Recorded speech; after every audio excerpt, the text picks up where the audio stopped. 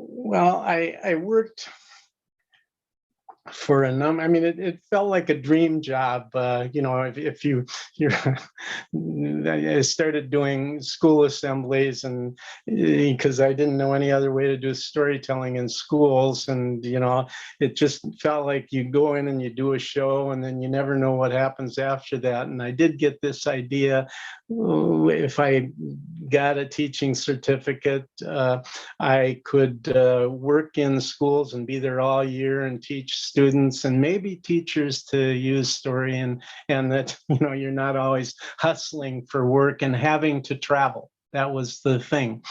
And so I did work for a number of years as a specialist teaching storytelling and video.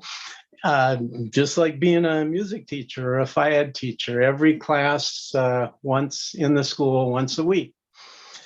And one day, second grade class was late. I mean, that happened once in a while, but 5 minutes, then it was 10 minutes, 15 minutes. And I think, well, I better go see what's going on.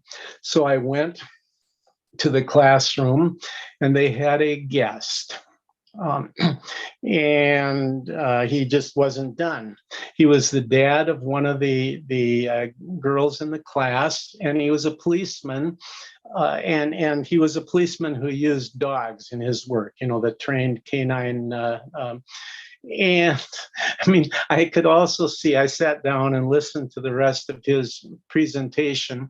I could see he probably wouldn't call himself a storyteller, but he was a good storyteller.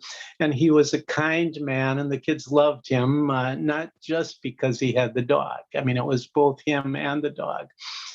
And so he got done, and I took the class back to use the last 15, 20 minutes as best we could. And then the teacher came and got them, and I didn't think anything else about it until the next year.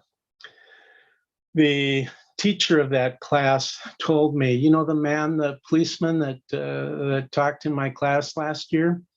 And I remember that.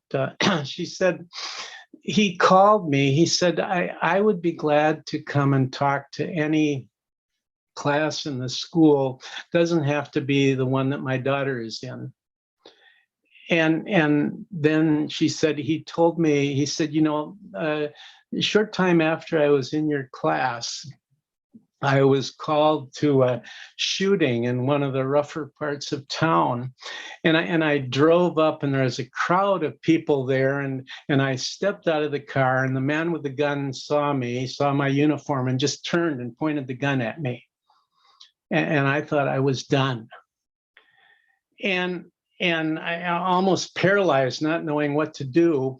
And all of a sudden, little boy in the crowd, it turns out he was in your class. I didn't know it at the time.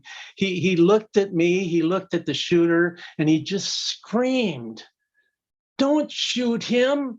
That's Eva's dad."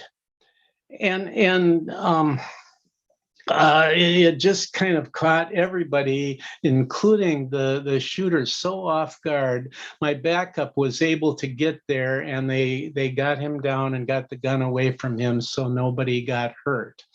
And when I tell this story, I mean, the first story I ever told in a school, well, way back when I first did my first school assembly, is Lentil by Robert McCloskey, and who saves the day by learning to play the harmonica. And the last page says, "So you never know what wonderful things might happen if you learn to play the harmonica, just like Lentil." And so, I mean, I say, you never know what wonderful things might happen if you tell stories to children.